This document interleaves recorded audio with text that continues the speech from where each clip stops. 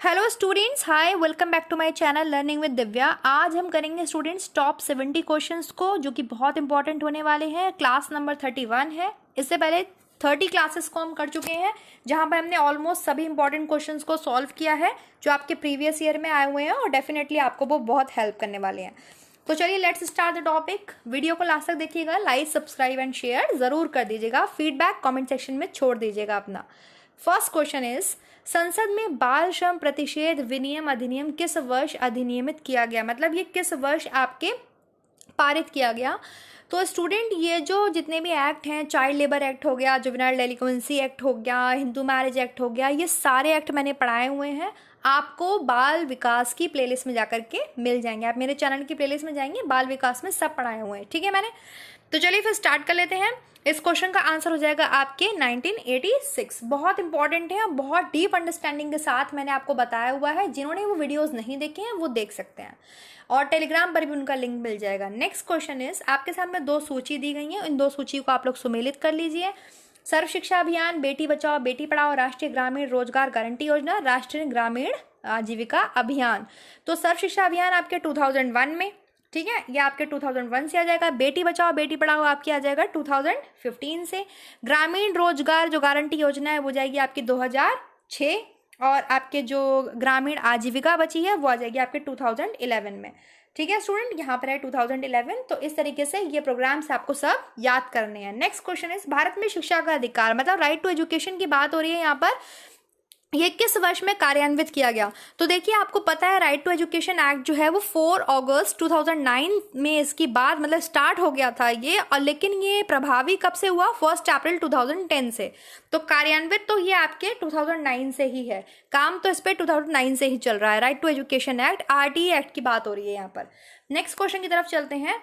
सतत विकास लक्ष्य मतलब सस्टेनेबल डेवलपमेंट की बात हो रही है यहाँ पर, किस वर्ष तक प्राप्त किए जाने का लक्ष्य है? सस्टेनेबल डेवलपमेंट का मतलब होता है कि ऐसा डेवलपमेंट करना जो कि बहुत लंबे समय तक टिका रहे, जिसके जो प्रभाव है वो लंबे समय तक देखने के लिए मिले। तो ये 2030 तक का आपके इसमें बनाया गया है कि हमें जो है अपने सतत विकास लक्ष्य को प्राप्त करना है। Now the next question is, MGNREGA में कितने दिनों के वेतन रोजगार की गारंटी होती है? देखिए, ये एक रोजगार गारंटी प्रोग्राम है, इसके बारे में पढ़ लीजिएगा स्टूडेंट्स। तो इसमें जो है कम से कम 100 दिन के वेतन की रोजगार की गारंटी होती है कि 100 दिन तो आपको रोजगार मिलेगा ही मिलेगा, ठीक है।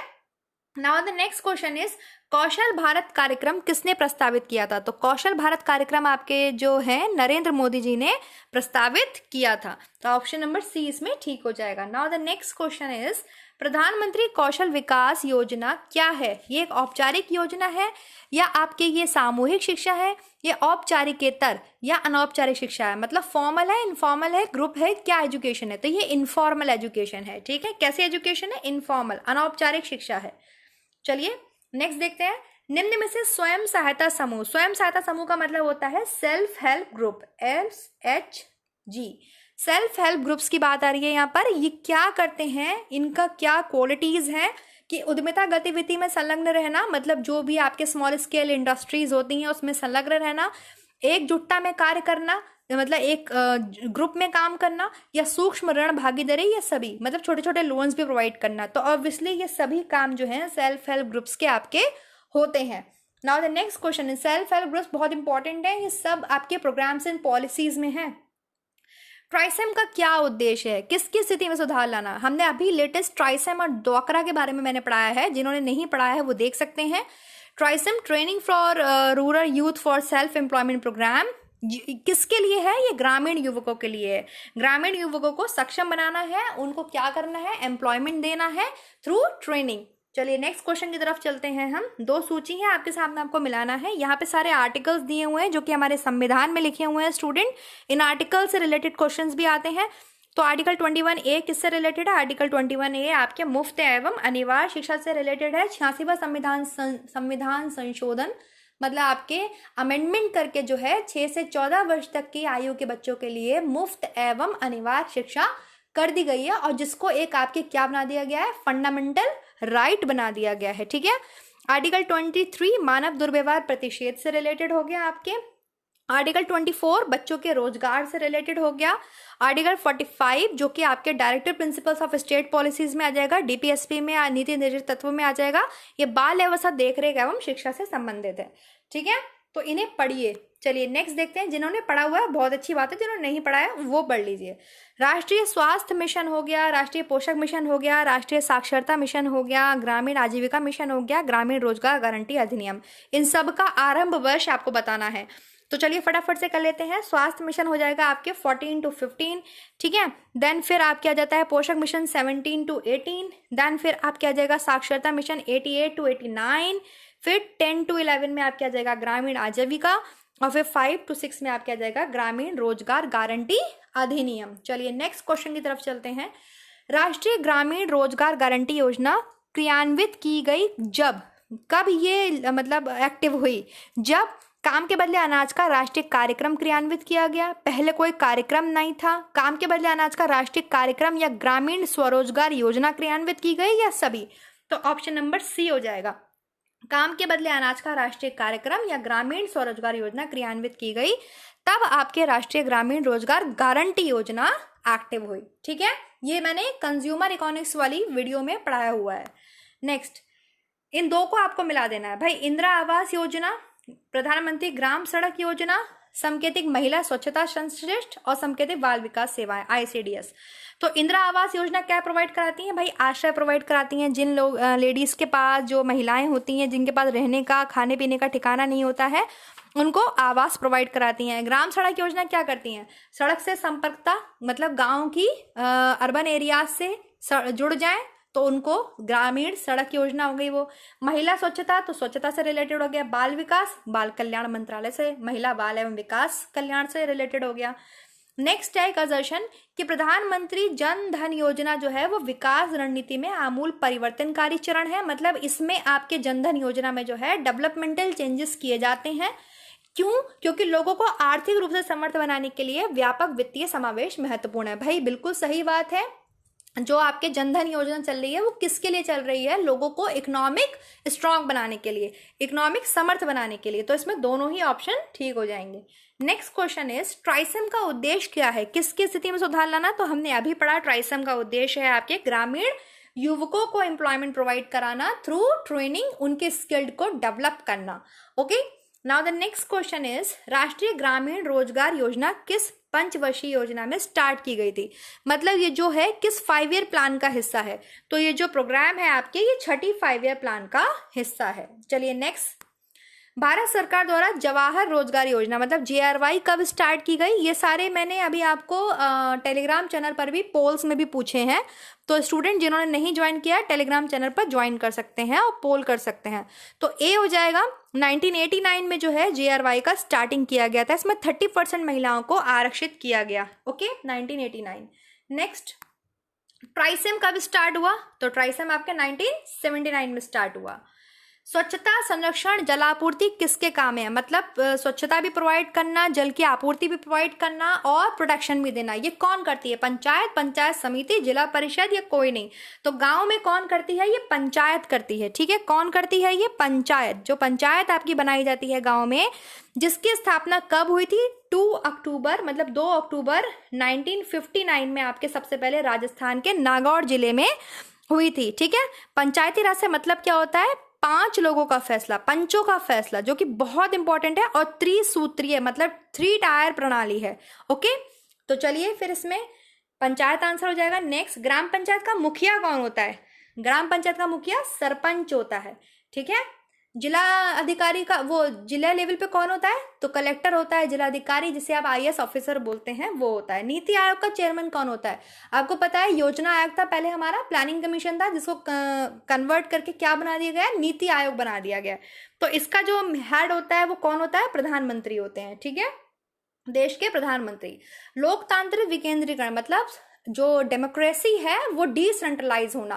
मतलब डेमोक्रेसी क्या है? हमारे देश में सबसे बड़ा लोकतांत्रिक देश है हमारा, जहां पे लोगों को अपना हक है, अपना मतदाता, अपना चुनने का, ठीक है, मत डालने का, वोट डालने का अधिकार है। तो ये किसके द्वारा दी गई थी? ये जो अवधारणा थी, ये आपके बलवंत राय जी मेहता के द्वारा दी गई अवधारणा थी, ठीक है। डी ऑप्शन हो जाएगा।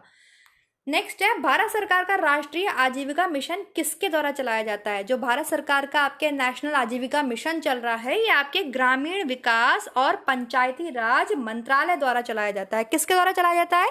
ग्रामीण विकास एवं पंचायती राज मंत्रालय। नेक्स्ट है पंचायत राज सिस्टम का आपको नीचे से ऊपर की ओर ढांचा बताना है। मतलब सबसे निचले लेवल पे कौन होता है, उससे ऊपर कौन होता है, उससे ऊपर कौन होता है। तो सबसे पहले आपके क्या आ जाएगा? ग्राम पंचायत आ जाएगा, फिर पंचायत समिति आ जाएगी, फिर जिला परिषद आता है। ठीक है, सबसे नीचे गांव, फिर ऊपर बढ़ते हैं तो क्या आता है? आपके ब्लॉक्स आते हैं, पंचायत समिति आती है, फिर आपके कौन आता है? आपके डिस्ट्रिक्ट आता है, जिला लेवल आता है। ये बढ़ता हुआ क्रम है। ठीक है, तो अब आप कूट लगा सकते हैं इजिली। नेक्स्ट, लड़कों और लड़कियों की साक्षरता दर में अंतर का कारण क्या है?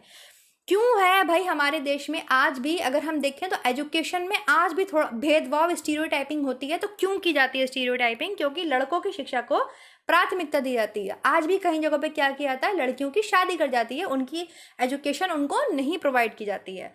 ये सब बहुत रूढ़िवादिता है। डीआरडीए की बात मैंने अभी ट्राइसेम में आपको बताई, आपको मैंने अभी ड्वाक्रा पढ़ाया, उसमें मैंने बताया DRDA district rural development association ये किस स्तर पर कार्य करता है? ये आपके जिला स्तर पर कार्य करता है और इसका एक अधिकारी होता है जो इन सभी प्रोग्राम्स को बहुत अच्छे से देखता है। और ब्लॉक लेवल पे कौन होता है? बीडीओ ऑफिसर होता है। खंड स्तर पे कौन होता है? BDO officer, block development officer. Next है पंचायती राज प्रणाली मिलकर बनती है। कितनी अवस्था में बनती है? अभी हमने बात करी 3 टियर अवस्था है, ये त्रिस्तरीय प्रणाली है। ठीक है, जिसकी जो बात है किसने करी है? बलवंत राय मेहता जी समिति ने करी है। नेक्स्ट, जिला परिषद का प्रधान कौन होता है? डिस्ट्रिक्ट लेवल पर कौन होता है प्रधान? तो कलेक्टर होता है। ओके, जिला अधिकारी होता है, डिस्ट्रिक्ट ऑफिसर होता है। पहली पंचवर्षीय योजना कब लागू की गई? तो पहली पंचवर्षीय योजना आप सभी को पता है कब लागू की गई थी? जब हमारे देश में संविधान लागू हुआ 1950 में, 26 जनवरी 1950 में। उसके बाद 1951 में 1 अप्रैल 1951 से सबसे पहले पहली पंचवर्षीय योजना लागू की गई। अब इसमें बहुत इंपॉर्टेंट चीजें हैं वो आपको याद रखनी है। वो ये होती है, इसमें मॉडल पूछा जाता है कि किस मॉडल पर आधारित थी ये। तो हेरोल्ड डोमर मॉडल पर आधारित थी। कौन से मॉडल पर आधारित थी? हेरोल्ड डोमर पर। और इसमें किस पर सबसे ज्यादा बल दिया गया था? इसमें सबसे ज्यादा आपके एग्रीकल्चर पर बल दिया गया था। किस पर बल दिया गया था? एग्रीकल्चर, कृषि पर सबसे ज्यादा बल दिया गया था। ठीक है, और 1952 में क्या आया था? आपके कम्युनिटी डेवलपमेंट प्रोग्राम आया था। Okay, now the next question is राष्ट्रीय बचत सर्टिफिकेट। राष्ट्रीय बचत सर्टिफिकेट की आपकी जो परिपक्वता अवधि है वो क्या है? 4 वर्ष है, 5 वर्ष है, 6 वर्ष है या आपके 8 वर्ष है? तो देखिए, जो आपके राष्ट्रीय बचत सर्टिफिकेट है इसकी जो मेच्योरिटी पीरियड होता है, टाइम पीरियड होता है, वो 5 साल का होता है। कितने साल का होता है? 5 साल का। Next, NRHM. अभी हमने कई बार बात करी है एनआरएचएम की, आगे मैं इसको पूरा आपको डिफाइन भी कर दूंगी। एनआरएचएम किस विभाग से संबंधित है? तो एनआरएचएम जो है आपके स्वास्थ्य विभाग से संबंधित है।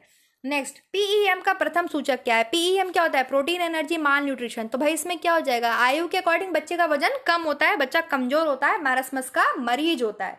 चलिए नेक्स्ट, 5 वर्ष से अधिक आयु वाले बच्चों को कैसे आर्टिफिशियल रेस्पिरेशन की कौन सी विधि प्रोवाइड की जाती है? तो किस विधि के द्वारा दिया जाता है? शेफर्ड मेथड जो होता है, शेफर्ड मेथड के थ्रू आपके जो है बच्चों को अच्छे से लेटा के उसके कपड़े उतार कर पेट के बल लेटा कर सिर के करवट देते हैं और फिर उसको कृत्रिम श्वसन प्रोवाइड किया जाता है। नेक्स्ट, स्वास्थ्य शिक्षा और शारीरिक शिक्षा के प्रमुख उद्देश्य क्या है? मतलब मेन ऑब्जेक्टिव्स क्या हैं इन दोनों के, हेल्थ एजुकेशन के एंड फिजिकल एजुकेशन के? भाई सामाजिक आदतों एवं अभिवृत्तियों को बढ़ाना, मतलब उनकी सोशल हैबिट्स, उनकी हेल्थ एंड हाइजीन की, लोगों की हेल्थ एंड हाइजीन हैबिट्स को बढ़ाना, उनके एटीट्यूड्स में, बिहेवियर्स में चेंजेस लाएंगे। तो इनडायरेक्टली आपके परिवार का विकास भी होगा एंड राष्ट्र का विकास भी होगा।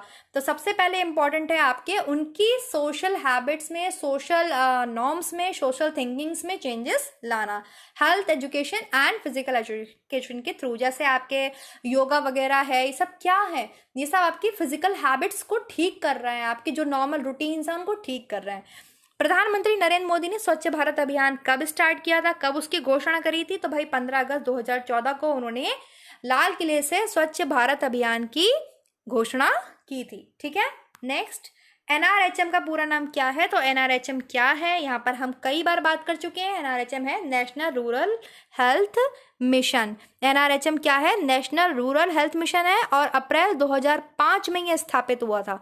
इसका मेन एम क्या है भाई? इसका मेन है गांव के लोगों के स्वास्थ्य को देखभाल करना, गरीब लोगों की देखभाल करना और उनकी हेल्थ संबंधित जरूरतों की देखभाल करना, जिससे उनका डेवलपमेंट हो सके। और ये जो डिपार्टमेंट है एनआरएचएम जो प्रोग्राम है, ये आपके हेल्थ डिपार्टमेंट के अंतर्गत आता है। ठीक है, किसके अंतर्गत आता है? Health department. फीमेल से बच्चों से जितने भी आपके प्रोग्राम्स बनते हैं वो सब महिला बाल विकास मंत्रालय के अंतर्गत आते हैं।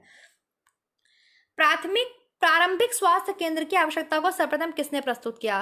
भाई प्रारंभिक स्वास्थ्य केंद्र बनाए जाते हैं ना जगह जगह पर आपके, तो इसकी जो प्रस्तावना है, इसकी जो इंपॉर्टेंस है वो किसने बताई? तो ये भोर कमेटी ने बताई। किसने बताई? भोरे कमेटी या भोर कमेटी। ये डेफिनेशन है संपूर्ण शारीरिक मानसिक सामाजिक स्वस्थता की स्थिति है, हेल्थ जो है आपके, और मात्र रोग का अभाव या सूचनात्मक नहीं, किसने डिफाइन किया है? बहुत इंपॉर्टेंट डेफिनेशन है, 3 से 4 बार पूछी गई है, WHO ने इसको डिफाइन किया है। दांत की सफाई नहीं होगी तो भोजन का अंश क्या करेगा? अगर आपके मुंह में आपने दांत अच्छे से क्लीन नहीं किए हैं, खाना फंसा रह गया है, तो पॉलिश काट देगा, बैक्टीरिया उत्पन्न करेगा, मुंह से दुर्गंध आएगी। सभी पॉलिश का मतलब है आपके दांत की चमक, जो लेयर होती है ऊपर की, वो खत्म हो जाएगी। तो ये सभी काम हो जाएंगे अगर अच्छे से दांतों को क्लीन नहीं किया जाएगा। National institute for the visually handicapped, राष्ट्रीय दृष्टिबाधित संस्थान कहाँ स्थित है?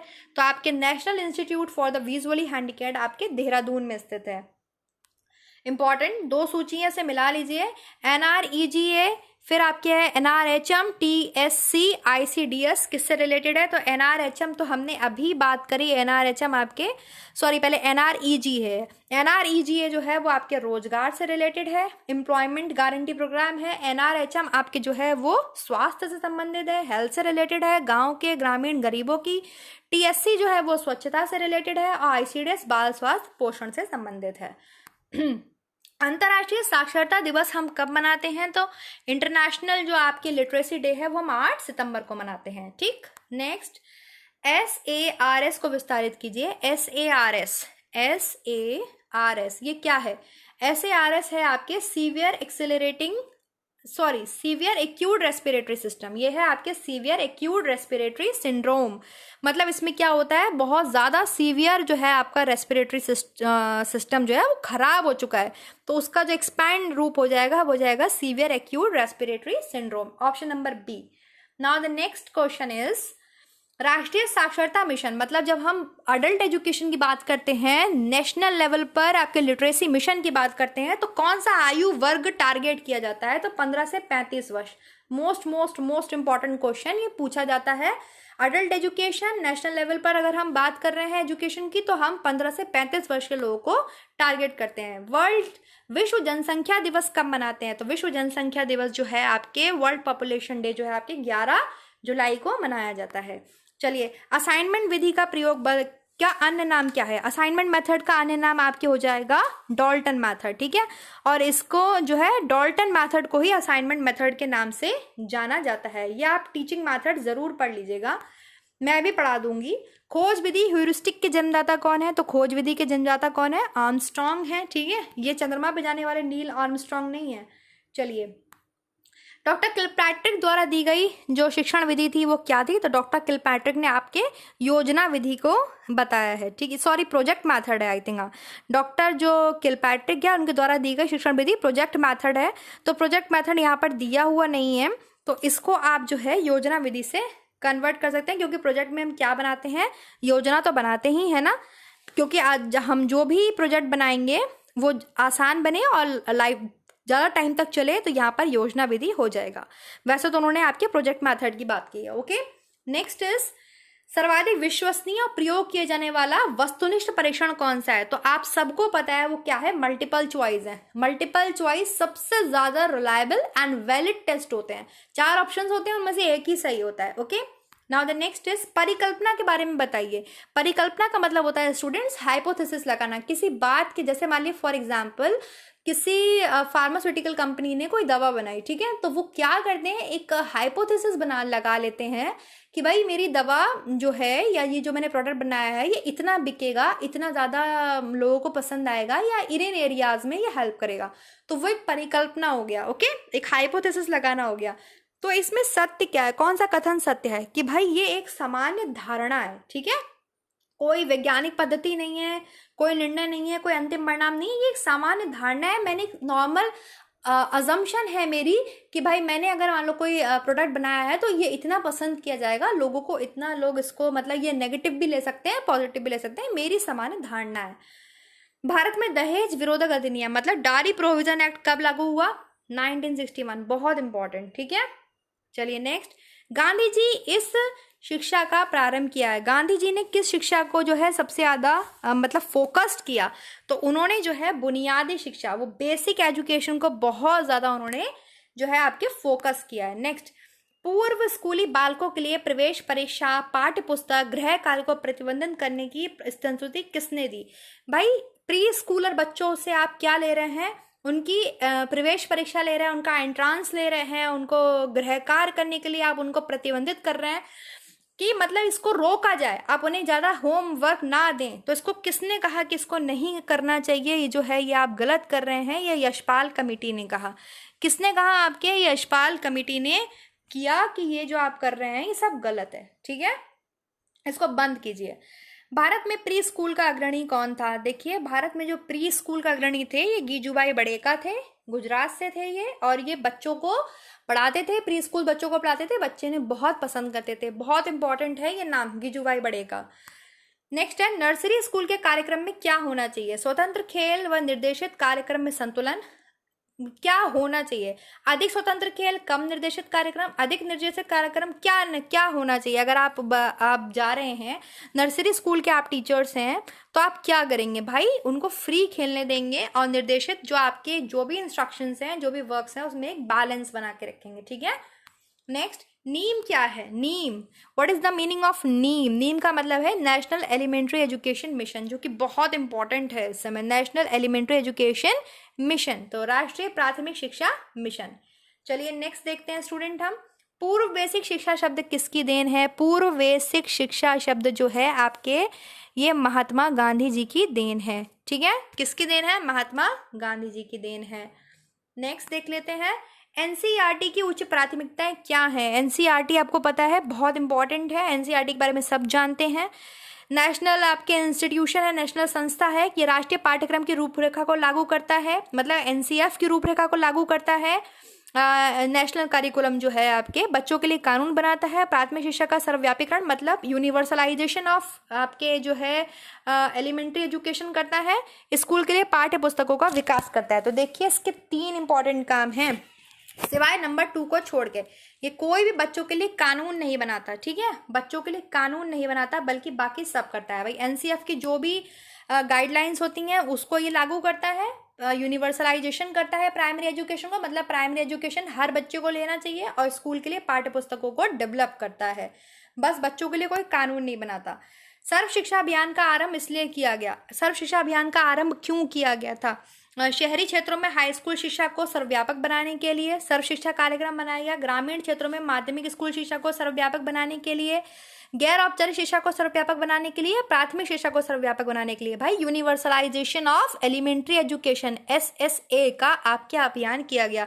यूनिवर्सलाइजेशन ऑफ प्राइमरी एजुकेशन का मतलब समझते हैं आप कि इसका मतलब है कि हर बच्चे को अधिकार है जो है प्राथमिक शिक्षा लेना, यूनिवर्सल लेवल पर हर बच्चे को अधिकार है कि वो प्राथमिक शिक्षा से वंचित ना रहने पाए। उसकी जो प्राइमरी एजुकेशन है वो उसको कंपलसरी है मिलना, तो वो इम्पॉर्टेंट है, ठीक है। नेक्स्ट इज बालवाड़ी कार्यक्रम कब स्टार्ट हुआ? बालवाड़ी कार्यक्रम मैंने पढ़ाया हुआ है, जिन्होंने नहीं देखा है वो देख सकते हैं। तो 70 में 1970 में स्टार्ट हुआ, तो 72 71, ठीक है। नेक्स्ट, फीको प्रणाली का उपयोग किसमें किया जाता है? फीको प्रणाली किसके लिए यूज की जाती है? तो फीको प्रणाली जो टर्म है ये भंडार में यूज की जाती है। किसमें यूज की जाती है? भंडारण, स्टोरेज में यूज की जाती है। चलिए नेक्स्ट, लाइक कर दीजिएगा, सब्सक्राइब कर दीजिएगा और शेयर कर दीजिएगा। हमने 24 मिनट्स में जो है 70 क्वेश्चंस को किया है स्टूडेंट। तो वीडियो कैसा लगा लाइक कमेंट करके ज़रूर बताइएगा, फीडबैक ज़रूर छोड़ दीजिएगा, और इसी तरीके से हम आगे बढ़ते रहेंगे, पढ़ते भी रहेंगे एंड क्वेश्चंस को भी सॉल्व करते रहेंगे। Thank you so much. चलिए नेक्स्ट वीडियो में मिलते हैं नेक्स्ट टॉपिक के साथ, तब तक अपना ध्यान रखिए।